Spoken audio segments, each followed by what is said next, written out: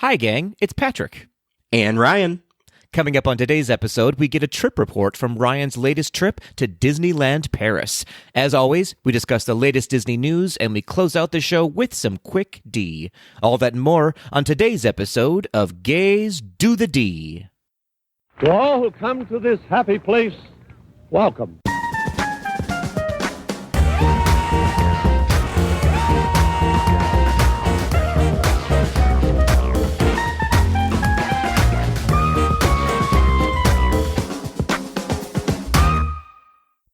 Ryan, there goes the baker with his tray like always. Hollingsworth, my friend. Patrick, the baguettes. Kazuki. I'm glad you're on the same page. I'm glad you're on the same page with me. I'm good. Good. How are you? Absolutely. Always on the same page. Yeah. Anytime you want to have a Beauty and the Beast moment, I am ready. You're here for it. Okay, good. Yes. It's funny that you say that. I watched Beauty and the Beast a couple months ago for the first time as a true adult. And the joke, if it's Baroque, don't fix it, had me LOLing on the floor. And I never caught that as a child. There's a lot of I mean, Disney in general does that, but there's a ton. If you rewatch Beauty and the Beast, there's a lot of like, oh, would be okay. I see you. You're being an adult movie right now. Yeah, I need to go back in and really, really take my time with it to catch all the innuendos in there. For sure. Ryan, I am so excited about today because I haven't gotten to like chat with you in a very long time. It feels like it's been too long since you've been on an episode. So welcome back. And the topic we're talking about is your trip to Disneyland Paris, which I know we're all so jealous of and excited for. Oh my gosh, buckle up. I don't know how to say buckle up in French, but buckle up because I have so many like thoughts and opinions. And if you haven't made your way to Disneyland Paris yet and it's on your list, bump it up. It's a company-wide priority. We got to go. We all have to go. I had the absolute time of my life, and I highly recommend any Disney fan to make it over there because it is so cool. I can't wait. I can't wait to hear all about it. I will accept that mission to get out to Disneyland Paris. But before we get into the episode, I have to get us into, I want to get us into a health check up. How are you doing, Ryan? What's going on? You know, I'm hanging in there. We're feeling good. I'm drinking water. I'm going to therapy. I'm out in the sun. So we're making progress in, as we kick off Q2. You know, but things are good. I am feeling a little bit overwhelmed with the state of the world right now. And I read somewhere that I believe it's called The Nap Ministry, a really great book that is coming out talking about how to advocate for yourself when it comes to social justice. And the whole premise of the book is that rest is one of the most revolutionary acts of advocacy that you can do for yourself. And the book is all about how to take care of yourself so that you can push that much further to advocate for yourself and other people. And, you know, one of the cornerstones is to protect your peace. And I think that that's been really important the past couple of weeks as more and more news gets released with all of this legislation that's super oppressive. And I'm still trying to hang on and find joy where I can. And so my priority this next week is to protect my peace. I love it. I knew you would have some good inspiration for us. You always do. You're right. I'm on board with that. Like burnout is a real thing, right? Like it is. So is. I want us all to continue the fight and continue fighting, but that doesn't mean that your body has to suffer and your mind has to suffer for that privilege to fight, right? And so you can't be on the battlefield if you need a nap. You just can't. You're worthless then, you know? Just can't. Absolutely. So all the readers right now, if you are feeling really overwhelmed, I said readers, all of the listeners, unless you're reading with your ears, which that's a really cool superpower that there you go as well. But if you are feeling overwhelmed right now, if you're feeling down for the count and you've lost all hope in the world, log out of Instagram, log out of Twitter, go watch your favorite movie, take care of yourself. Yeah. And make sure that you are still investing in those meaningful human connections that are happening in real life, because the worst in people tend to come out on the internet. So that's my recommendation. Amen to that. Give yourself a treat day, whatever that means. If that means taking a bath, if that means taking a nap, whatever it means, give yourself a treat day, because you'll reap the benefits tenfold. So absolutely. I love it. Yeah. Don't take a bath and take a nap at the same time, though. Don't do that. That Yeah, did not work out. Did not work out for Michelle Pfeiffer in What Lies Beneath. So there was a whole nother element involved in there, though. So that's that was true. Beyond, that was a forced nap. Yes. What a great reference. Thank you for that. I appreciate you. Of course. That was like a movie that, one of my first scary movies that I watched as a kid, and it scarred me for the rest of my life. I couldn't take a bath for weeks. It is a beautiful and terrifying movie. If you haven't seen it, it's like bone chilling, I feel like. Yeah. It really is. Yeah. Okay, great. Well, let's get back on track. We're back into a Disney podcast now, right? Yes. Not a Michelle Pfeiffer podcast. Got it? No. Thank you for the mental health break. Loving it. We have to move on to a little bit of sad news, but, we have to celebrate this man's life. We're talking about the Disney legend, Rolly Crump, who passed away recently on March 12th, in fact, at the age of 93. If you don't think you know who Rolly Crump is, you absolutely have, or his life has absolutely impacted your life if you've been to a Disney park or seen a Disney movie, really. He was, as I said, a Disney legend, and rightfully so. One of the Disney legends that we absolutely stand here at Gaze to the D. So Crump worked on many, many, many of Disney's very first attractions as a key designer, in addition to also being an early animator for the company. He worked on movies like Peter Pan, Lady and the Tramp, and Sleeping Beauty, just to name a couple, obviously. And as a designer, he worked on The Haunted Mansion, The Enchanted Tiki Room, and It's a Small World. In fact, he is the one who designed the enormous clock at the entrance of It's a Small World. We have Rolly Crump to thank for that. Later, he contributed to designs for the Magic Kingdom in Walt Disney World and Epcot, including taking a lead role in designing the Land Pavilion. He was absolutely loved by everyone who had the privilege to work with him, and he was known as a driving and positive force within the company. And so for anyone interested in learning more about Rolly Crump, just go ahead and check out his autobiography. It is highly recommended. It's called It's Kind of a Cute Story, and it is an autobiography, so it's his story in his words. I fully recommend it. But we'll miss you, Rolly Crump, but we appreciate all of your gifts that you've given to us over the years.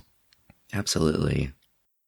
So it's never easy to transition out of one of these sad stories, but as I said, we're celebrating his life, and I would imagine that without Rolly Crump, we wouldn't have this next film that's about to come out in some way or another. I'm sure he contributed. I'm talking about the live-action Little Mermaid, which is dropping in theaters on May 26th. Ryan, the newest trailer, a full trailer, just came out. Thoughts?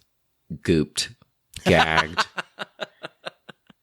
My mouth was on the floor. There has been yet to be, and I don't mean this as a negative comment, but there hasn't been really a Disney live action remake that has made me super excited. And the trailer alone, for some reason, just brought me to tears. All of a sudden, I think it's a combination of Halle Bailey's voice and then just the nostalgia that comes with The Little Mermaid. I think The Little Mermaid just has like such a special place for many LGBTQ people specifically. And I am so excited, and to just see how colorful and diverse, and it just like, I feel like it's the little cup of happiness that all of us need right now. And I cannot wait to watch it. I mean, +1 to everything you just said. I was going to say the same thing, actually, of like, there seems to be, for me, and it sounds like for you as well, this interesting juxtaposition of, right, you said the nostalgia of that, watching The Little Mermaid for the very first time, and then this newness, this freshness that's coming with it, with Halle Bailey and the entire new cast. It seems to be that they are mixing the two really well. Like when I was listening back to even just the sound of this newest movie, it really captured the original sound, right? Does that make sense? Like, it really felt like the tones are kind of the same and yet just a little bit elevated, and the colors are kind of the same but a little bit elevated. So I think I'm hoping so many hopes that this is going to be the movie we all want it to be. If I were to be hesitant for just one moment, it would just be in Melissa McCarthy. I'm still not 100% you're still not bought in sold. yet. Yeah, I'm not 100% sold. Am I crazy for thinking that? What do you think? No, you're not crazy. I mean, for different reasons, but we didn't dive into that part. I didn't say that. You did. Just kidding. But I get what you're saying, though, because it's like, it's almost, we can't shake off Melissa McCarthy. Whenever I hear her, I think of Bridesmaids, that character in Bridesmaids, instantly. But I think she's really proven herself over the past couple of years. I mean, she almost got nominated or she did get nominated for an Academy Award like 2 years ago. So I think she has a lot of depth that she hasn't shown all of us just yet.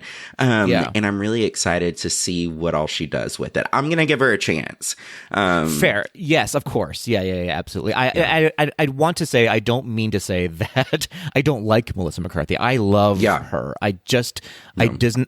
I haven't been sold on her in this role yet. And you're right. We have to give her a chance, but remains to be seen. But beyond that, this movie, I literally cannot wait. It cannot come quickly enough. Oh, I agree. Also, can we talk about Javier?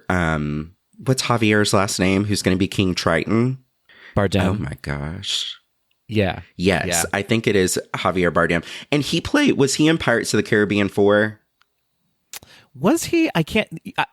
Full confession, I can't keep track of the Pirates of the Caribbean movies. Like, I've seen them all, but they all are one thing to me, and I can't parse them out anymore. But he may have been. He was definitely in, what's that movie? This is nothing to do with Disney, but No Country for Old Men. Do you remember that movie? Oh, yes. Mm-hmm. A while ago. So he was in that, and frightening. That might be a oopsies or a cleanup for another episode, like the next episode where we find out that he wasn't in Pirates of the Caribbean at all. The man is good looking. That's what I'm trying to say. The man can be my dad D if he wants to. I like it. Yeah. If he wasn't in it, he should have been, because I would love to see him in pirate garb if it wasn't him. Yeah. Okay, so we're very excited about that. I just say we're also very excited, just to move on into the next phase of the episode. We have a new Patreon member to celebrate, Ryan. That was delightful. I'm talking about, you'll have to correct me, is it Thomas or is it Tomas? I don't know. It's spelled Tomas. I would say Tomas, but I'm thinking of a Hispanic pronunciation of it. So whether it's Thomas or Tomas, we salute you. Thank you so much for joining our Patreon family. Welcome. Thank you for feeding me. Just kidding. I don't take any of the Patreon money for my own dining. Well, but we do buy bags and bags of Doritos that we just spend it on Doritos. Really, that's all we. Yeah, that's exactly it. It's like it's not going towards anything involving GDTD. It's directly going to Cool Ranch, and that's it. Very much that. So, if you don't know, now you will know. We of course do have a Patreon page here at Gaze to the D. If you head on over to gazetothed.com and click on Donate, you'll be brought to our Patreon page, where for as little as $1 reoccurring a month, you too can join the ranks of our Patreon members, which gets you access to extra episodes of Gaze to the D called Gaze to the D Raw and Uncut. It gets you automatic entries into Patreon-only giveaways, and one of our most recent features is coming up this April 8th. We are going to have our very first Gaze to the D watch party, where we're watching Xenon Girl of the 21st Century. We're going to have a blast. It's for Patreon members only. In fact, the invite just went out, so check your Patreon inbox where you'll find the Zoom link. Get ready for it. Ryan, have you seen that movie before? Oh, have I seen that movie? I had a feeling this was going to be a movie that you were all in on. Oh, yeah, this was a cornerstone of my childhood for sure. Xenon Girl of the 21st Century. I used to, so you know how they basically have iPads in the movie? I used to have a Etch-a-Sketch that I used to pretend, this was back before iPads existed, and I used to draw faces on my Etch-a-Sketch to pretend that I was video calling someone because of Xenon Girl of the 21st Century. Obsessed. I'm obsessed with this. So, zoom, zoom, zoom, make my heart go boom, boom. my supernova girl. Absolutely. Oh, I can't wait to see you just fully singing and dancing along to this movie. Oh, yeah. Maybe I'll wear a wig. Oh my gosh. Okay. Well, see, if that's not a reason enough to join our Patreon family, then you're dead inside, because seeing Ryan in a wig dancing to Xenon, Girl of 21st Century, is worth at least $1 reoccurring a month, I would say. I think so too. I also just bought a new wig, and I bought it from Party City last week because I did a Britney Spears spin ride at my spin studio, and the name of the wig in the box was called Distinguished Blonde. So maybe I'll bust out Distinguished Blonde for the Zoom Patreon party. That might be my new book title, Distinguished Blonde. Distinguished Blonde. I'm into it. I'm super into it. All right. Well, you have a mission. If you're not on our Patreon page, get on it now, because you will get an invite to this party where you'll see Ryan as a distinguished blonde. Into it. Super into it. Speaking of being into it, we have some celebrations to get through, Ryan. We have come to the I'm celebrating moment of the episode. Ryan, do you want to kick us off? Absolutely. At Sean Cruz, hi Sean, love you. At Sean Cruz shares, after a 3-year hiatus, I am performing my first return show with the Gay Men's Chorus of LA, which is so exciting. I'm going to nerd out for a second. As someone who formerly was a part of a Gay Men's Chorus, the Gay Men's Chorus of LA is like the Beyonce of Gay Men's Choruses. Like that, they are so impressive, so talented, and I'm so excited for you, Sean. You have to report back and let us know how it goes. Yes, please do. If you can send us a recording, like a bootleg recording of one of your rehearsals, we will play it. I promise you. As long as maybe on our Patreon page, so we don't get arrested for playing it. But congratulations. Well done. That's very prestigious. Moving on, we have at a Hickey Fotis saying, my first solo Disney World trip. That is very exciting. That is a milestone marker when you go by yourself for the first time. You've been before by yourself, right, Ryan? Oh, yeah. That's like an after-work activity for me. Fair. You do live there. Yeah, that's true. Yeah, I love nothing more than getting off work and then just like going on a little Disney trip. Window shopping is so fun solo, because you actually get to listen to all of the music and all of the different shops and just really take it in instead of, feeling pressured to go anywhere and do anything different. I love a leisurely stroll by myself at Disney World for sure. Yes, absolutely. That would be my recommendation when you go on a trip by yourself. Like, do absolutely take care of yourself and do all the things that you wanted to do, but maybe reconciled with your partner on not doing so that something else could happen. Like, take care of you on this trip, and you're going to have so much fun. Yeah, absolutely. One of Lane's favorite things, my husband Lane, whenever he goes to Disney World by himself, he loves to get a coffee and just to sit on the hub grass in Magic Kingdom. And he will just sit there, and he doesn't feel the need to do anything, get on a ride. He just likes sitting on the hub grass, and it's very relaxing. Yeah. That's beautiful, because right there is where there's really like sort of calming, relaxing music too. It's very nice. Exactly. All right. Next up, we have at C_Ross22_ signing up for my first Run Disney event, the Figment themed 2-course challenge. Ooh. Congratulations. That's super exciting. Super exciting. Patrick, as a king of Run Disney events, do you have any advice for C_Ross22_? Great question. Thank you for that. I'll take that title. I'll run with it. I would say, you know what? Do the training. Get into the Run Disney Jeff Galloway training style. It's free for anyone to use. If you go to the Run Disney website, you can just find it under trainings. Get into it, but don't put too much pressure on yourself. Don't push yourself so hard that you're not going to enjoy it, because the reason to do a Run Disney event is to have fun and to meet new people and to have an accomplishment in your life. And that accomplishment doesn't have to come with pain. So if you don't like doing it, then pull back and find a way to make it fun for you. That's my advice. Ooh, I feel like that's like a really beautiful motivational poster. Accomplishment doesn't have to come with pain. Right? I mean... That resonated. Listen, suffering happens on its own. You don't have to force it upon yourself. Okay. Come on, Brene Brown. Okay. Come on, Brene. Oh, I love it. Well, congratulations for signing up. That is the first. That's probably the biggest step in many steps you'll take on this venture of yours. And I will hopefully see you there. I also signed up for the 2-course challenge this November. So exciting. So exciting. Moving on, we have some listener feedback, a voice memo, in fact. Actually, truth be told, it was a video memo, but we clearly can't show a video on a podcast. So we do have what we're going to call for you a voice memo from someone you've heard from before. He's been on a Walt Quisney episode. You've heard his voice before. At Andy Heath Puppeteer has some lovely words for all of us. And by us, I mean the GDTD hosts and the listeners at large. Let's listen to that real quick.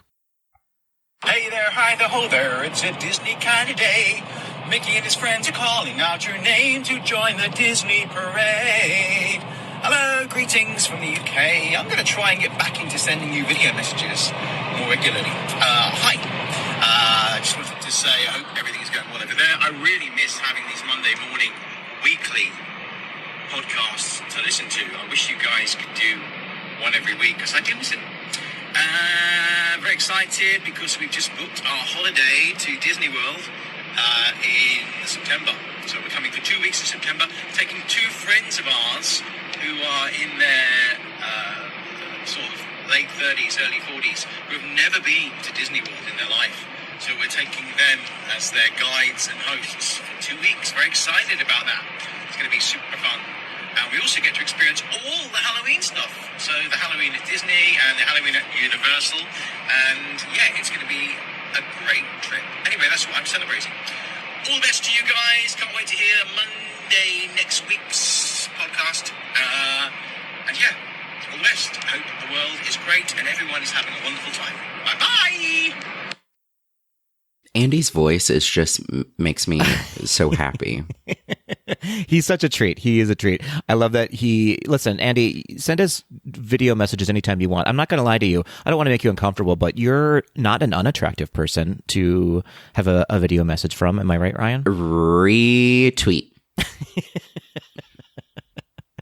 And yes, I mean, listen, us Americans have horrible accents, and any UK accent is just, I want to listen to it all day long. I stand. Oh, yeah. UK Andy, accents. if you decide to make an ASMR account, I will definitely follow. Fantastic, fantastic. So beyond just objectifying you, Andy, we do love hearing from you. You're such a positive energy. We love when you send us those messages. And I love that you want us to record every week again, going back to every week. Boy, if only we could. It's I do miss it. I miss the energy behind doing a weekly podcast, but boy, is that a lot of work. So if y'all want to throw some dollars our way to hire an editor, we can look into it. We can absolutely look into it. Oh, there we go. And more dollars for Doritos. More dollars for Doritos and editors. We will finally start spending some of those dollars on something for the podcast, you know? Inflation, it's all that it is. That's it. We're just keeping up with the pace of the economy right now. But thank you, Andy, and have fun on your trip. You have to let us know all about it. I can't wait for you to experience Halloween in Walt Disney World. It is, I think, my favorite thing my favorite Disney thing ever is Halloween in a Disney park. Oh, I definitely agree with that. I went to Oogie Boogie Bash. I didn't go to Oogie Boogie, but I just lied. I went to Disneyland during October last year, and Oogie Boogie Bash was happening, and everything was going on for Oogie Boogie, but we didn't have specifically Oogie Boogie tickets. But I agree, Disneyland and Disney World do such a great job with Halloween. You're going to have the best time. So good, so good. So you were Oogie Boogie adjacent, basically. Yes, I was Oogie Boogie adjacent. I was in the Oogie Boogie vicinity. Great. And even without the Oogie Boogie Bash, it's still, Disneyland really does Halloween really well, even if you can't get into that party. But that party was meant for you, Ryan, so you'll have to get out there. Oh, yes. Oh, my gosh. I can't wait. It's happening. It's going to happen. Moving on. Before we get into the news, Ryan, it is time for This Week in Disney History. Are you ready to get learnt? I'm ready to get learnt, turnt, and burnt. Fantastic. I don't know why I'm getting burnt, but I don't know either, but I think we overshot the excitement behind this week in Disney history. But I'll try. I'll try to get us perfect. there. All right. So 123 years ago, Ryan, on March 26th, 1901, cartoonist Carl Banks was born in Merrill, Oregon. In 1935, Banks applied for a job as an artist at Disney. He was approved for a trial run and then was one of only 2 in his class of trainees who would be hired on to the company. Starting in 1943, Barks took over illustrating the Donald Duck comic books, which he would do for the next 30 years. Barks was the artist who created Duckburg and many of its inhabitants, including Gladstone Gander and Scrooge McDuck. So happy birthday, Carl Banks. Happy birthday, Carl. Also crazy that you say 123 years ago. In my mind, 123 years ago is like the Wild West. You know? Yeah, there was barely oxygen back then, you know? Right, exactly. Like 123 years ago, Neanderthals were roaming the earth. So that's crazy Right. that was a full 123 years ago. Well, some people out there might actually believe that's what was happening. But in Yeah. fact, no, many things were happening. Oh, amazing. So a little more recent than that, only 8 years ago, Ryan, on March 28th, 1990, an experimental restaurant called Mickey's Kitchen opened in Montclair Plaza, just outside of Los Angeles, California. Mickey's Kitchen was designed to accompany the Disney store, also within the plaza to drive traffic. The menu included Goofy's Burger, Mickey's Meatless Burger, which seems well ahead of its time in 1990. Yeah. The Supercalifragilistic chicken salad, that's really hard to say, Salads in Wonderland, Soupity Doo-Dah, which is hilarious, Pinocchio's Pizza, and fries shaped like Disney characters. Sadly, the restaurant did not do as well as expected, and it closed 2 years later without opening any more of these Mickey's Kitchens. Oh, man. We should bring Mickey's Kitchen back. I feel like that would be, I don't know, that seems like a really fun place to be. I have a feeling it was probably incredibly overpriced if I'm a guessing man. And so you can't really compete with like a Perkins where you can get, a sandwich for $4 or whatever. So I imagine they were competing with a lot of other fast food restaurants, but sounds fun to me. I also feel like it would be a genius opportunity to open up Mickey's Kitchens across the country, given the fact that Disney stores closed. I feel like that would be a really great way to promote dining plans and look at me trying to be capitalistic, but I feel like that there could be a return of investment there. I love this. I love this journey for us. Maybe coming up in the news, we'll hear about Ryan is opening a new Mickey's Kitchen. What do you think? Franchise owner. You heard it here first, everybody. You heard it here first, everybody.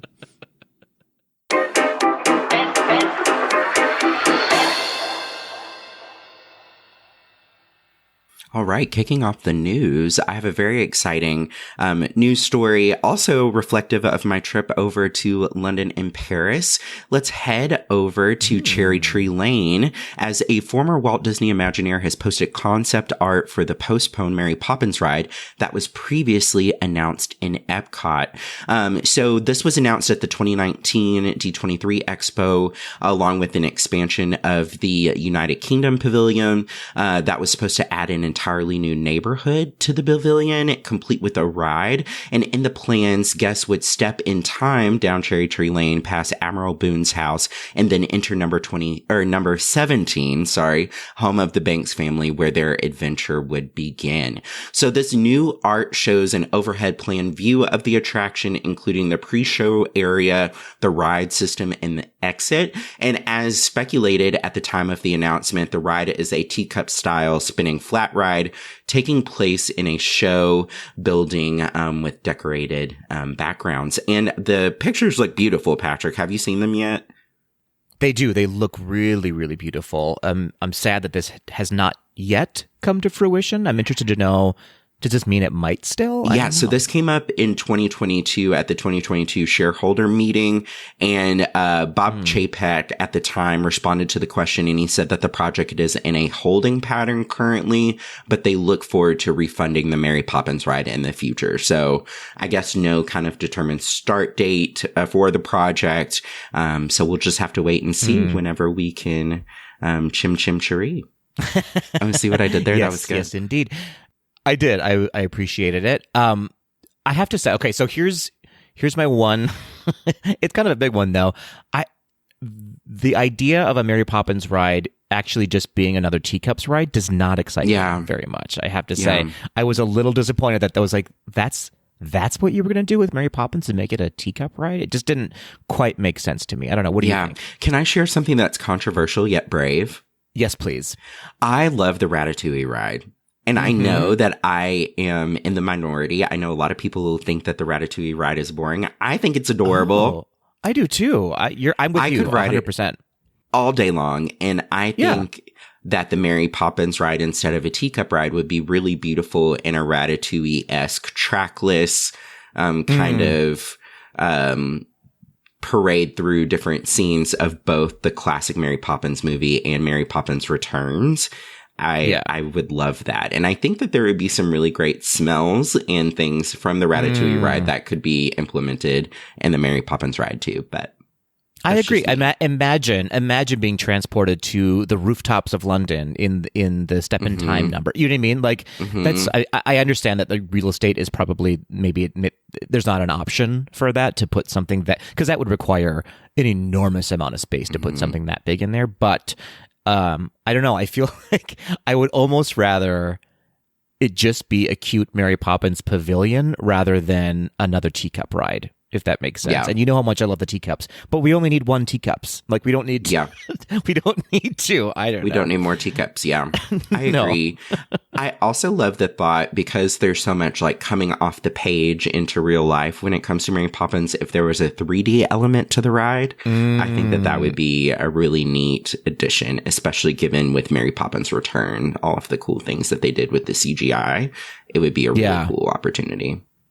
Agreed. Okay, so it sounds like we are in agreement with we do still want Mary Poppins to be there, but do her better because it sounds like Teacups is not doing her very well. Right, exactly. All right, noted. No more tea for two. Not for Mary Poppins. We need more. Not for Mary. We need more. And yet another chapter that is the story of Disney versus Ron DeSantis and his campaign against the LGBTQ community. It has been reported that Walt Disney World will host the Out and Equal Workplace Summit this fall. So for those who don't know, Out and Equal is a nonprofit dedicated to promoting LGBTQ plus rights in the workplace. The Out and Equal Summit is the largest LGBTQ conference in the world, bringing together executives, HR, and DEI professionals and experts from companies all over the world like McDonald's, Disney, of course, Uber, Hilton, Amazon, and Boeing. So not only is Disney hosting the event this year, they are also donors at the highest possible level to Out and Equal. And it sounds like they're doubling down and committing to hosting it in 2024 as well. So DeSantis has not yet commented on news of the conference coming to Orlando. However, Representative Randy Fine, a sponsor of the bill that dissolved Reedy Creek, pulled a Mariah Carey, let's just say, basically saying of the conference, I don't know her. Seems right. It seems right on the money for them. But this is pretty exciting. I have to say, this is such a clever way for Disney to keep its stance and not get into the mud throwing. You know what I mean? Yeah, absolutely. I'm trying to be really careful with the words that I say because this is not raw and uncut. And even then, the thoughts that I'm having might not be appropriate for raw and uncut either. Fair. But I do think it's a beautiful thing that Disney is still holding its ground. I think that that's a beautiful, especially, we think about when Don't Say Gay launched and there was a lot of feelings about how Disney might have flubbed their response initially. I love that they're backing up everything this year with true action. I think that is a beautiful testament, not only to people who are fans of Disney, but also a extraordinarily large population of Disney employees here in Orlando are LGBTQ individuals. And it's also, I think, a beautiful testament to the LGBTQ community here in Orlando overall. Just given our history here in the city, everything that happened with Pulse, and also the LGBTQ community is the backbone of entertainment in Orlando across all theme parks and across all hospitality. So I think that this is just a really great thing that they're doing. 100%. So well said. It's such, there couldn't be, I feel like, a better example of Disney personifying all are welcome here, right? By holding this conference in which all companies need to be as inclusive as possible. So, well done. Well done, Disney. Applause all around.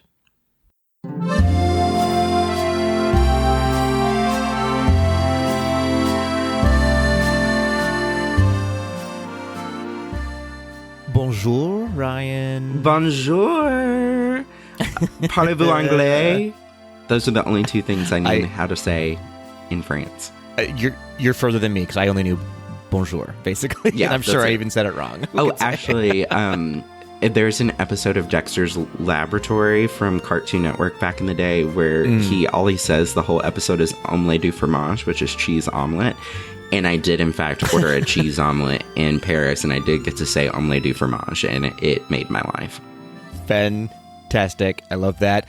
Okay, so, the cat's out of the bag. Yeah. We're talking about your trip to Disneyland Paris, to Europe in general. You went to a couple more places beyond that. And you went with your husband, Lane. Yeah. So I want to let's just get right into it. I'm very excited about this because we've talked about Disneyland Paris on the podcast before through the eyes of Chris from Wishful Thinking, who is a travel planner and he has lots of tips. But nobody on this podcast. Well, Kale has been to Disneyland Paris, but has talked about their own personal experiences. And so I'm very excited to hear about your personal experience because I imagine you'll have a little bit of a different perspective of someone who's not a travel planner, right? Going somewhere for the very first time, someone who doesn't speak the language. I'm sure you'll have lots of tips and tricks, some learnings that you probably had. So let's get into it. I want to just jump right in. You went with your husband, Lane, to Europe. What was the occasion of this trip in general? Yeah. So me and Lane, we got invited on this trip. So there is a good friend of mine named Devin, who is a Disney World cast member, and not only a Disney World cast member, but somebody who has made Disney history in a lot of different ways in her work, and is a huge advocate for diversity, equity, and inclusion for specifically face characters in the park. Devin has a beautiful story, and I don't want to tell her story when it's not my story to tell, but she is so talented. And her and my friend Ethan, who is also a former Disney World cast member as well, were going on this trip, and they were thinking of who else to invite, and me and Lane passed the vibe check. And so we got invited as well, which I was very thankful for. This was just a fun trip for them. They had time off. And the original plan was London for 3 days and then Paris for 2 days and then our last day at Disneyland Paris. So I got to spend my last day in Europe at Disneyland Paris, which I think is like such a beautiful, fun way to end a trip. Yeah. It was spectacular. And I think those exact days in those exact places are exactly what you need. I'm ready to do the trip all over again, exactly the way that we did it previously. Oh, fantastic. Well, we have to get into all of that then. Yeah. So it sounds like we're going to have your friend on the podcast if she'd ever be willing to come on. Oh, I would love that. She would have so many beautiful things to say. I think that she would be an amazing person on the podcast for sure. All right, we're putting it into the atmosphere. Also, before we go any further, I am a dum-dum and have not said this before, but Lane's birthday is coming up, is it not? I believe we need to wish Lane a very happy birthday right here on the podcast, don't we? Lane's birthday will be in 2 weeks, so happy birthday, Lane. Hope that it's wonderful. Happy birthday. Yes, absolutely. Can't wait to see you again on my next trip, Lane. Okay, so let's get into... So you said you went to London as well. You started in London. Any highlights that you want to talk about in London? I know this is a Disney podcast, but let's celebrate your entire trip because we need to take more vacations as Americans. Yeah, absolutely. For listeners who have not been to London, I think that London has all of the best elements of New York City, and maybe even just a little bit more navigable. Is that a word? Sure, why not? Yeah, Easier to navigate is that what you're saying? Yeah, easier to navigate. Great. It's just such a fun city. Everything is so clean, so succinct, and the city, even though it's so old, it's so well planned. And so I had an amazing time. This was my third time in London, but my first time as a true adult on my own. And so just getting to go to new neighborhoods that I'd never been before, getting to experience the city in more of a local lens, because we were staying with friends of friends, and they took us out in the city to some of their favorite places as well. I have determined with Lane that if America goes full Handmaid's Tale, London is our exit strategy. It's our backup plan. Perfect. And so... Yeah, so my kind of highlights of that trip, we got to see the show & Juliet, which is about to close in America. I think it is closing this weekend.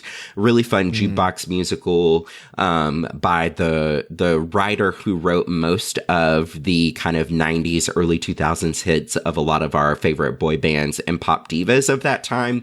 So this writer, I don't know what their name is, but wrote a lot of Britney Spears' first album, wrote a lot of NSYNC, Backstreet Boys, a couple of Celine songs as well. And it was just such a fun show to do a new twist on Romeo and Juliet. It was so silly, so camp, did not take itself seriously, as the music of that time didn't take itself seriously either.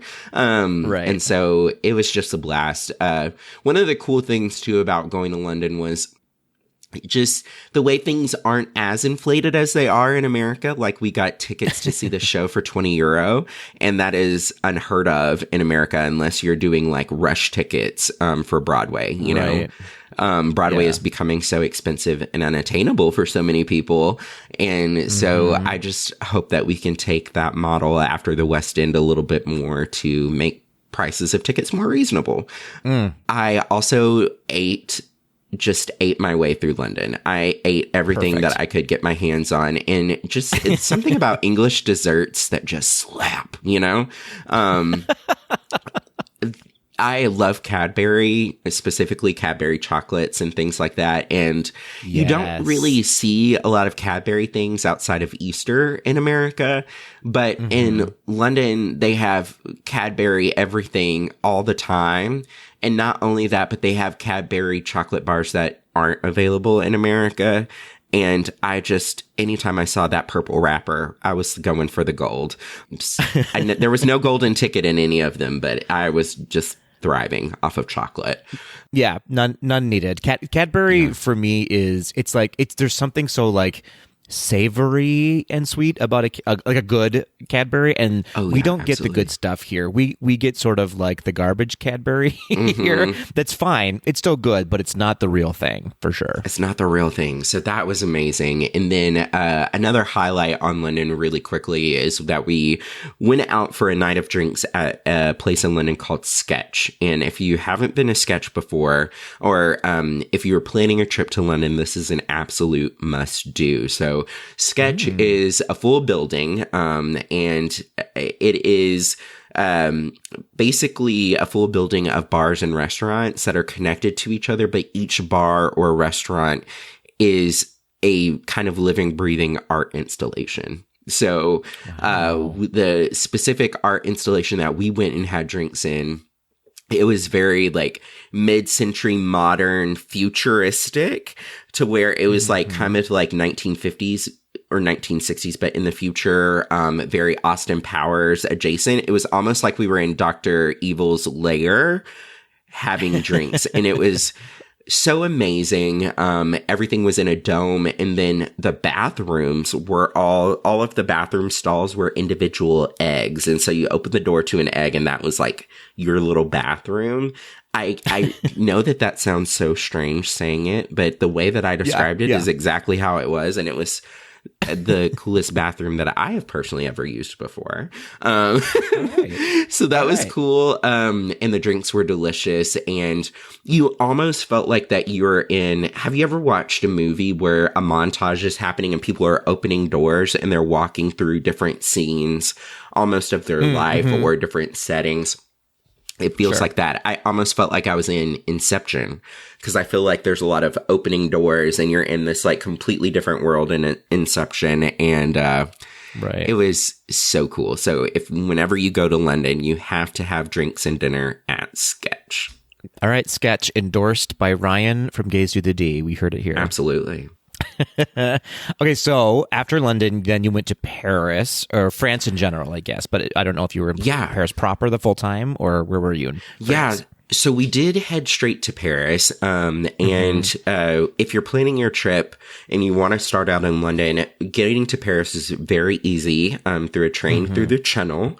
It was about a 2-hour train ride with free Wi-Fi, very comfortable, nice soft lighting for if you want to take a train selfie, if you want to be the girl on the train. You can. And perfect. Tickets were also very affordable. So that's something, even though the euro is probably like $1.15, everything is just priced more reasonably, I feel like, in Europe. So that was a really cool experience. We got to Paris, and the interesting thing that was happening in Paris at the time, and I don't want to say Paris was hard to navigate, but definitely not as easy to navigate and not as seamless as London is. But part of that was also because of the strikes that are currently happening with a lot of the public labor workforce in Paris. Yeah. So that was really interesting. In fact, right when we got back, that was whenever the protest started escalating. So, very interesting time to be in Paris for sure. Very Les Mis adjacent. So that was really interesting. But we headed into Paris and we stayed in a VRBO right outside of Paris, closer to, Disneyland. We were about 5 minutes away from Disneyland. So to kind of give you the Walt Disney World equivalent, we were staying in the Kissimmee or the Winter Garden of Paris, which was kind of a strange experience because, Disneyland Paris is kind of about 30 to 40 minutes outside of Paris, just like Disney World is about 30 to 40 minutes outside of Orlando. And we stayed in a suburb, and the suburb is very beautiful and very European, but it was also the same way that I feel being a Winter Garden resident myself and being in the suburb of Disney World. I felt like I was a variant of myself, or that I was, everything felt so familiar, yet so completely different at the same time. So that was really strange. Yeah. And so we did 2 days in the city, and here are where some of my recommendations is that if you're wanting to see both Paris and Disneyland Paris, what I highly recommend doing is doing either one first, but selecting 2 different places to stay. So while it was really great to stay close to Disneyland, staying in Disneyland is not the most convenient to get back into Paris. You can stay like on property, and I'm sure that would be convenient because there is a train station that drops you off right at Disneyland Paris. But if you're staying in a VRBO, you basically have to either take a bus, a city bus, or take an Uber to that train station at Disneyland. And so it does get kind of complicated, and it does get a little bit more expensive as you go. So, and with all of the strikes that were currently happening, it was very hard to get an Uber in the city. And so we did a lot of walking. We did a lot of walking when it came to getting from our VRBO at least to a train station. Now, once you got to the train station, you got to take the train into the city, and it was less of a hassle. But also it was always kind of evaluating. We would get dropped off at a train station that was about 15 minutes from our VRBO. So it was like, how are we going to actually get to the VRBO at the end of the day? Because Ubers are so much more scarce. So that's just something to consider. But 2 days in Paris, you can just spend the whole entire time in Paris just walking around and just taking it all in. I mean, Paris was somewhere that I've always wanted to go, but it was somewhere where I never thought that I would go before I died. And so I was just living my best bucket list fantasy. I saw the Eiffel Tower and immediately started crying because I've always wanted to see it. The city itself is just, everything is beautiful. Every sidewalk is beautiful. Every building is beautiful. You could be outside of a FedEx and it's beautiful. You just taking it in was something that was so cool. I also spent a significant amount of my childhood in New Orleans, and I always heard that New Orleans was designed and based off of Paris. And then I got off got out of the train station after taking our ride over, and it really is. It looks so much like New Orleans, which was really cool too. Of course, it's the OG, so it's done better and more immaculate and more gaudy. But that was really cool. Also, everywhere in Paris, there was an Edna mode on every single corner. I mean, the fashion. Parisian people go to the grocery store dressed to the nines. I was just, the fashion was impeccable. Everybody looked so chic. And that was really fun too. The food, absolutely amazing. And there's really great resources on navigating Paris if you want to get from the Eiffel Tower to the Louvre. I don't even know if I pronounced that correctly. To the Louvre, the Louvre, I think. But the Louvre. There we go. I sound so country right now. No, I'm going to start calling it the Louvre. The Louvre. Henceforward, it is known as the Louvre. The Louvre.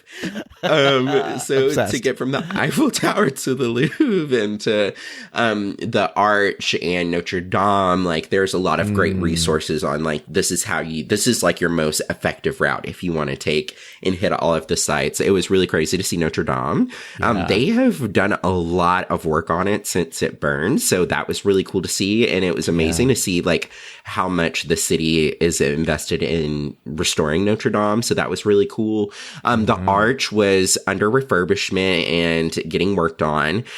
So I didn't get to see it, but I stood outside of it and took a picture next to the wall that had a picture of the Arch on it. So that was cool. There you go. And then one thing that we did that is an absolute must do and stand out when it comes to local Paris, you have to go to Versailles. You absolutely have to go to Versailles. I love reality television, and there's a reality TV show about a family here in Orlando. They're the owners of the Westgate Resorts, and they're building a house inspired by Versailles here in Orlando, in Windermere, which is like the Beverly Hills of Orlando, if you will. And this house, when it's done, will be the largest residential home in America. But the thing is that it's taken over 20 years to build this house. And there's this, it's a very kooky family. It's all kinds of shenanigans happen. The show is on Discovery Plus if you want to watch it. But I was like, I have to go to Versailles because I want to see what the real one looks like. For sure. And I've never been in a space in which history has been so well preserved. Like, I stood in Marie Antoinette's bedroom at one point, and I was like, this is where this girl was eating her cake and holding it back from the people. Like, this Truly, is it, right? And like paintings of Napoleon and King Louis, however many King Louis, there's been a lot of them that lived there. Right. But that was such a cool experience. And you could spend a whole entire day at Versailles if you wanted to, just taking in the art and the furniture and the architecture. And there's just exhibits on exhibits on exhibits of what you can do. I felt like I was at Hogwarts. It was really cool. Nice. It sounds amazing. Yeah. Love it. Okay, so thank you for all of those tips of what to do, what to see, maybe where to stay. So, end of the trip, Disneyland Paris. Let's get to Disneyland Paris. Let's get into it. Dreamy. So I was going to say, first impressions. Talk us through, like, you just entering the gates and what were you expecting versus how it felt, all of it. Yeah, it's really interesting because I think it has some of... I think they took a lot of learnings from Disneyland and from Disney World and implemented them in Paris. So, for example, the layout of walking into a plaza and then to your right, you turn and you go to Disney World, and then to your left, you go to California Adventure. They have the same setup in Disneyland Paris, where to the right, you go to Disneyland Paris, and then you walk a little bit further down kind of a pavilion / Disney Springs-esque space or a downtown Disney-esque space, and you enter into Walt Disney Studios, which is kind of Disneyland Paris equivalent of Hollywood Studios. And so it was just so interesting to see that layout and to see kind of some of the different ways that they do things.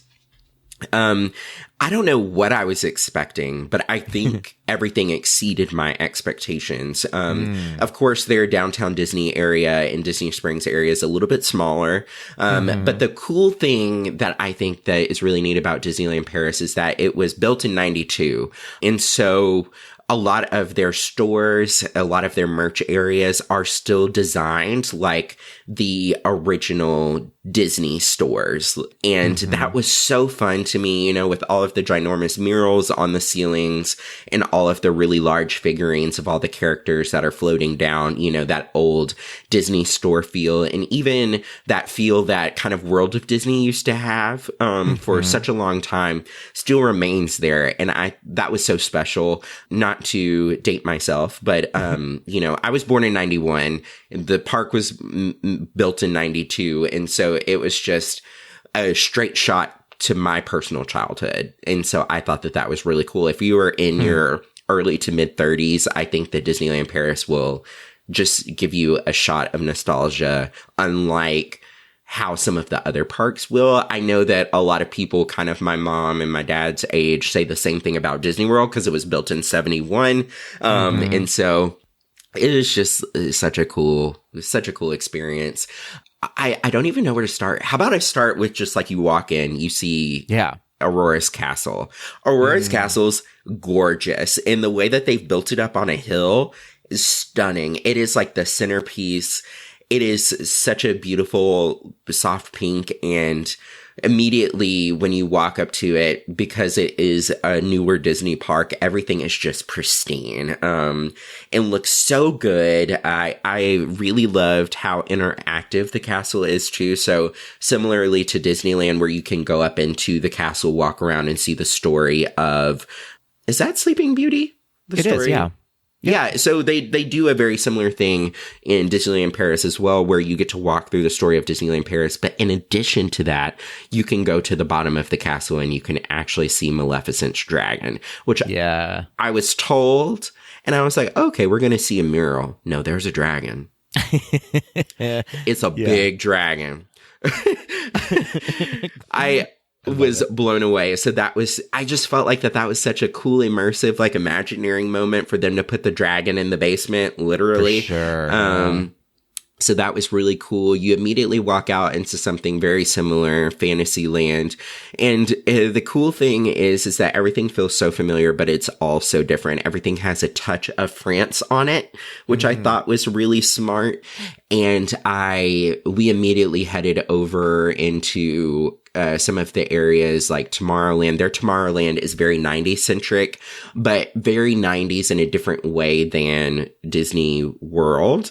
And I loved it because I love the 90s personally. I love the design of the 90s. Some people think it's tacky, but I was living. And I would say the main thing that was so interesting when it comes to, I feel like I'm going everywhere, but I'm just so excited to share all of this. No, this is great. Attractions. Oh my gosh. Like, our first ride that we rode, it's like 9 a.m. in the morning. And we're like, you know what? We're going to hit Space Mountain. All of us are still kind of jet lagged. And we're in the queue. Space Mountain queue is so cute. We're like so excited. And then we see the train comes up, right? Like the actual coaster train or the cars. And I see like an over the head lap bar. And I looked at Lane and I was like, hold up. Are we about to go upside down on Space Mountain? When I tell you, we shot out and it was like being on like Velocicoaster.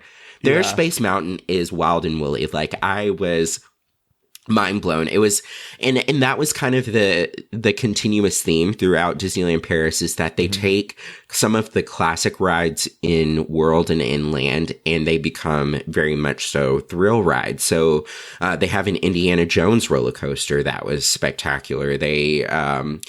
they have a Avengers coaster, which I'm kind of going out of order now, but Avengers You're good. Roller coaster, that was such a huge thrill. I felt like I was on a mixture of Rock and Roller Coaster and Cosmic Rewind at the same time. And so if you're a big thrill seeker and world does or land doesn't get your adrenaline pumping the way that you want to, and you like have to go spend a little bit of time at Universal to get that adrenaline rush, I think Disneyland Paris is going to be the park for you for sure. Interesting. Yeah. So let's stick with attractions for a little bit. So the Avengers. So there is now a Avengers campus, right? That's open in Disneyland Paris. And have you been to the one in Disneyland yet? The Avengers campus. I have been to both. Yes. Okay. Great. And Disneyland's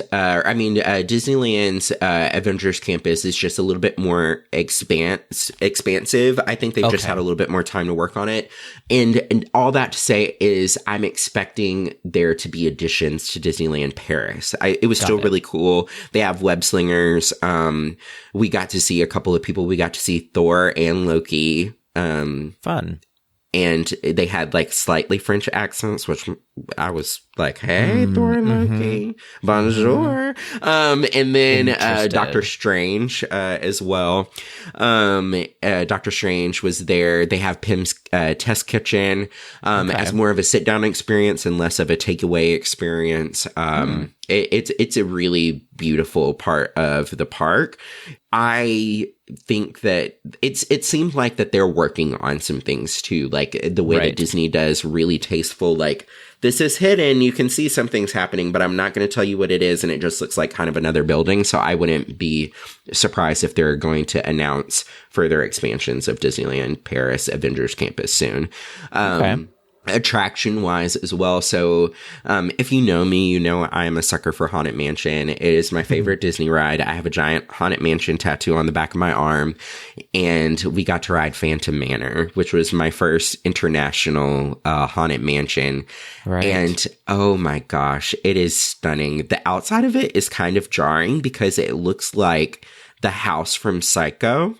Up on the hill, just like the house from Psycho as well, same kind of architecture and everything, kind of a mixture of the house from Psycho and the house from Amityville Horror. So you're kind of like, what am I getting myself into? But it's so well updated while keeping the natural touches of Haunted Mansion. It has like updated technology in it when it comes to like the stretching room, portraits.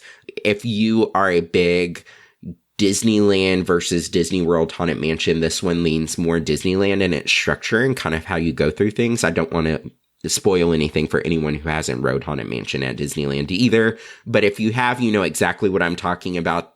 The big feature that sets Disneyland's Haunted Mansion apart is also in Paris, and the story is dark. It is dark. I was expecting, because it's not named Haunted Mansion, that it's named Phantom Manor. I was expecting it to be a lighter spook, but it's big spooks. Once you get to the graveyard, it is actually scary. I was actually scared in the Haunted Mansion or in Phantom Manor, so that was really cool too. I love it. Any favorite attractions from Disneyland Paris? Definitely Phantom Manor. Avengers Flight Force was really cool. Their Space Mountain is just unparalleled. It was just like rocked my socks off. Then their Pirates of the Caribbean was really cute too. So our main purpose on this trip were we wanted to specifically ride things that we couldn't ride, or specifically do things that we knew were going to be really different than in Disneyland or Disney World, because all four of us on the trip had frequented both Disneyland and Disney World. And so I think that those were really the top ones. One thing that I was disappointed, I have heard that their Big Thunder Mountain is supposed to be the best Big Thunder Mountain out of all of the parks. And apparently it has a lot more going on and a little bit more thrill to it. And it was closed for refurbishment while we were in the park. No. So I was disappointed that I didn't get to ride it. But I'd be really interested to hear what people who have been to Disneyland Paris before and gotten to ride it, I would be interested to hear what their opinions are too. Sure. Yeah, absolutely. Well, you'll have to take another trip out there just to experience it then. Yeah, absolutely. One last note that I want to make: a notable differences between Paris and Disney in the States. The shows.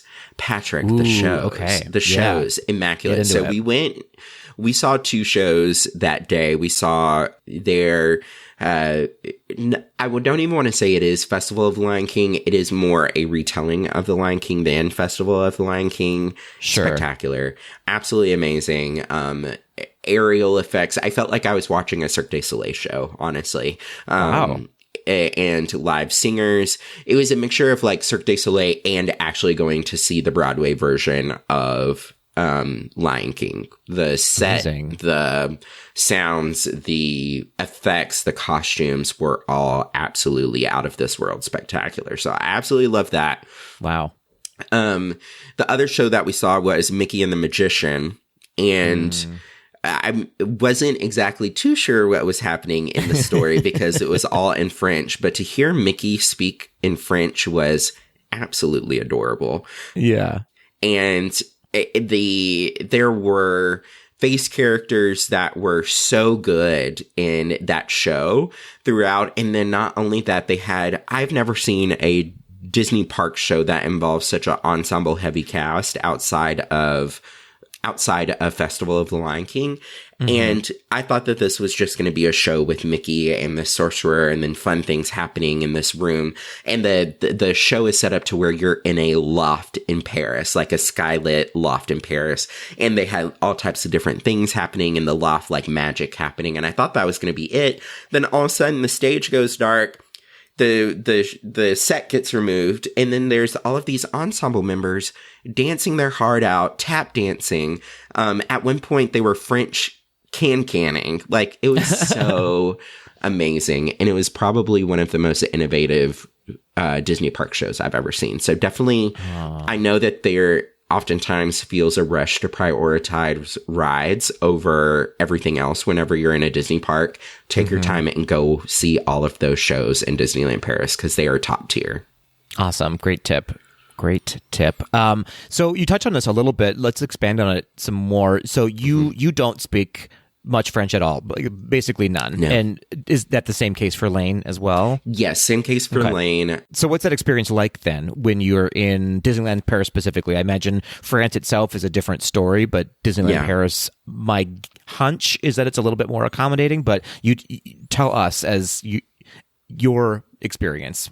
Yeah, absolutely. So kind of like in the States where I think something that Disney World does really a great job of, I do speak Spanish. I don't want to say that I'm super fluent, but I speak conversational Spanish. And I think that Disney World does a really great job of accommodating for Spanish speakers. You know how you are always waiting for the ride. You always hear the English version of like your directions for the ride, and then you hear Spanish second. It's kind of like that in Disneyland Paris, but with English. So, you know, everything starts in French, and then they'll have like saying the same thing again secondarily in English. I felt very confident in walking around Disneyland Paris and kind of knowing what was going on. You know, it's kind of like everything is big letters in French, but then small letters right under it in English.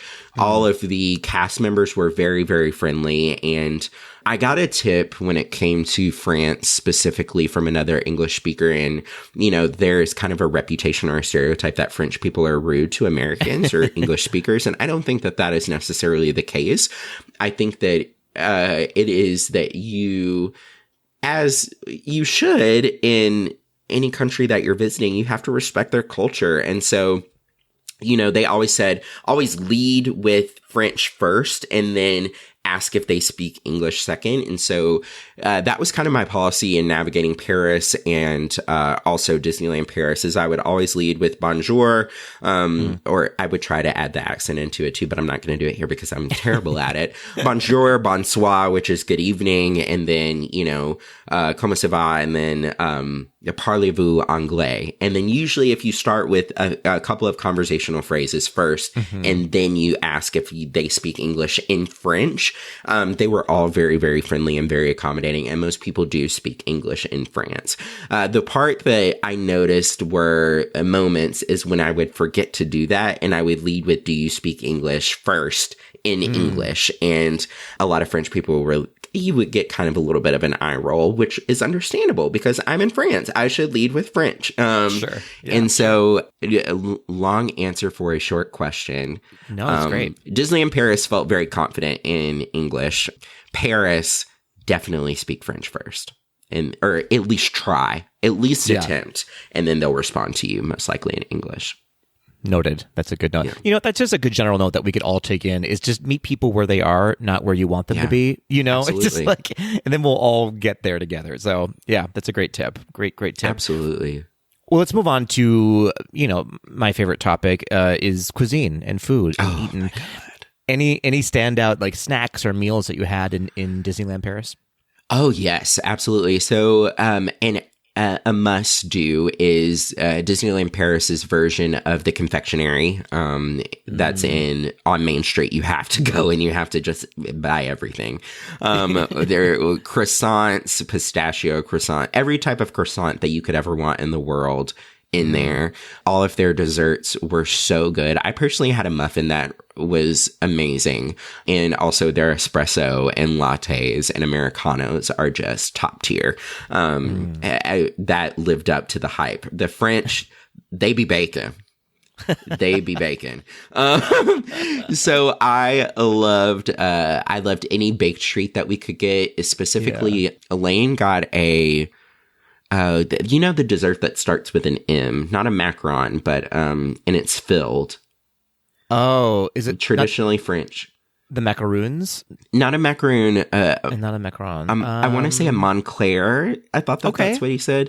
I can't think of the name of it, but it was really good. It was a special 30th anniversary pastry. And cream filled, and it was amazing. So just eat all the baked goods that you possibly can. We didn't have a ton of like sit down eating experiences in the park. I'm personally a vegetarian, and so they did have some options. Overall, Europe is much more vegetarian friendly than America is, but specifically in the park, a lot of the vegetarian options were very reflective of world and land. So I didn't have anything that was too new or too different than what I was used to whenever I go to a typical park day. Okay. But we did have some really great food in their kind of Disney Springs / downtown Disney area. We went to this place that is more fast food to the French, but it was kind of custom pasta options. Think like a Genghis grill back in the day, but for pasta. Oh, sure. And it was so good. It was so good. So I really enjoyed that. But my favorite eats, I think, were in immediate Paris. So if you really want to treat yourself to some really great food, head up to the cafes. They're just like in the movies where you just like can walk up to any cafe. There's like sidewalk seating, and it just had amazing food. But definitely eat every pastry that you can is my highest recommendation. Noted. Perfect. Yeah. I love that. Well, that sounds absolutely fantastic. Do you have any final recommendations or final thoughts, or anything that you missed that you want to make sure that you talk about on this trip that our listeners need to know about? Yeah, absolutely. I would definitely say don't go to Disneyland Paris and not go to Paris. You're missing out. You have to absolutely invest time into local Paris. I would say kind of a recap of my recommendations from earlier. While you're in Paris, stay in Paris. And then while you're in Disneyland Paris, stay in Disneyland Paris. It's just going to make your life that much easier. And just the rate of VRB VRBOs, the Airbnbs and kind of hotels are a lot more reasonable in Europe. So it's doable, and it'll take a lot of travel time out of your day as well. So I highly recommend that. Definitely go to Versailles. And the one thing that I was surprised by, I was expecting to spend a lot of money on this trip, and you can have the most amazing trip ever just walking around, smelling the smells, seeing the sights for free, and buying $3 bottles of wine at the gas stations. Let me tell you, gas station wine in France is like top shelf. It's like the $2 chuck there, amazing. Yeah. The tannins. It was so good. So definitely don't feel like that you have to really have a blowout, but just wear your walking shoes and just take it all in, because it's really truly one of the most romantic places I've ever been to. Oh, I love that. I love that you got to go. I love that journey for you, and I love that you got to tell us all about it. Thank you for sharing your story and your recommendations with all of our listeners. If you have also been to Disneyland Paris and you want to share your story, let us know. Or if you have questions for Ryan or have recommendations, if you're feeling Ryan's vibe and you feel like he has the recommendation for you, I'm sure you're correct, let us know. You can reach out to us on any of the socials at GDTD Podcast, or you can send us a voice memo or an email at info@gazedothed.com. Ryan, I need to know more about this wine. Gas station wine is what you need to do. I love that. Yep. Gas station wine, grocery store wine. You're gonna have the fanciest night that you've ever felt in France. I'm obsessed with that. That might need to be the book title for the GDTD hosts. Gas station wine. Gas station wine. That's who we are. Mm-hmm. Obsessed. Mm-hmm. Gas station wine at the Cool Ranch.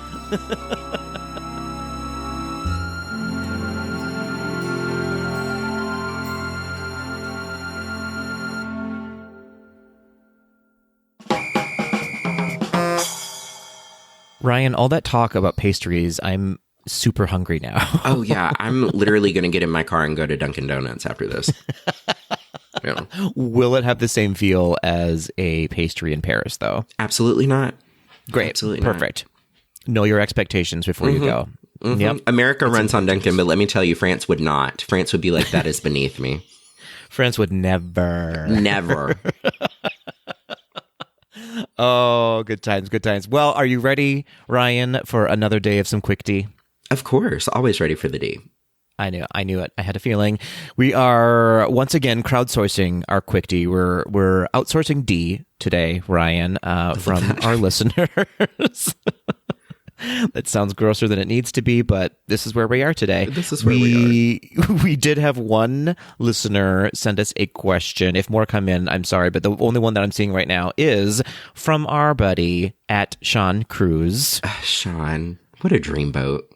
What a dreamboat. And surprisingly, it is not inappropriate. So we're off to a good start here, okay. Sean. Well done. Okay. Well done to you. All right. So Sean says, if you had to live the rest of your life in a Disney park and could never leave, that's pretty dark, could never leave, which park would you stay in and why? You can never leave. You can never leave. What have we done? Is this a punishment or a prize? I think I'm going to go with Epcot. Epcot, yes. I mean, resources alone, it seems like the right thing to do, right? Exactly. Resources alone, you'll have kind of the biggest variety of food that you can have pretty consistently. True story. I feel like even though you are trapped, which this does sound very dystopian, but even if you are trapped, there is elements of nature that you can still be, I feel like, a well-rounded person if you are stuck in Epcot for the rest of your life. I love this. Here's my downside to that. I would have to wait for Epcot to evolve a little bit further along in its journey before I get stuck there. Because I feel like are we stuck there in time as well? Like there are no additions and no subtractions to the world itself? Okay, let's throw that in there. What if that is the case? Does that change your answer? It would change my answer because I feel like I would be so annoyed by all those pardon our pixie dust walls that I would go absolutely insane. So I would shift my answer then maybe to Hollywood Studios or California Adventure, one of those two places. Oh, great answer. I feel like California Adventure is another park where they like add in lots of elements of nature that you could still be kind of like, you could take a little hike if you needed to. Okay. So maybe I'm going Hollywood Adventure or California Adventure on this one. Also, Sean might be there because he's in California. Yeah, so it works out for you.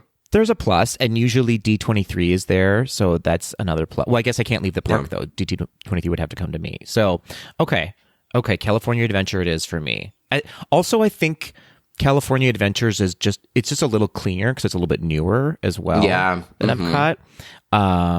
Also, just very attractive performers are in California as well. You were right. Right about that. Listen, I have my priorities. Are you sticking with Epcot or are you coming with me? Yeah, I think I'm sticking in Epcot, and I'll FaceTime you. Great. But I'm sticking in Epcot simply because... have fun, Patrick. Bye. Yeah, it just like the sheer amount of food. Yeah. The sheer amount of food, the Frenchmen in the France Pavilion, the Italian men in the Italian Pavilion, Ryan, the German men in the German Pavilion. What a whole different buffet that It's a whole different buffet. So I think I'm gonna stick with my guns on Epcot. I also feel like Epcot has plenty of options when it's doing our torrential downpour that we have every day around 3 p.m. in Florida. So I think it works out for me. Yeah, the men alone. That's you. The win. men alone. You win this round, Ryan Hollingsworth. Yeah, I candy around the world.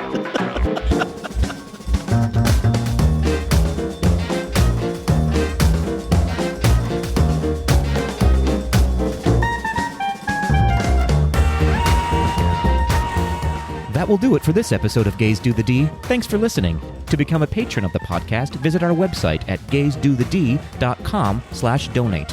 For a donation of any amount, you can receive exclusive Gaze Do the D content and help us continue to bring you the very best Disney news and discussion. Continue the conversation after this episode on Facebook, Instagram, and Twitter at GDTD Podcast. Submit your questions or show ideas to info@gazedothed.com. Have a great week, everybody. See ya real soon.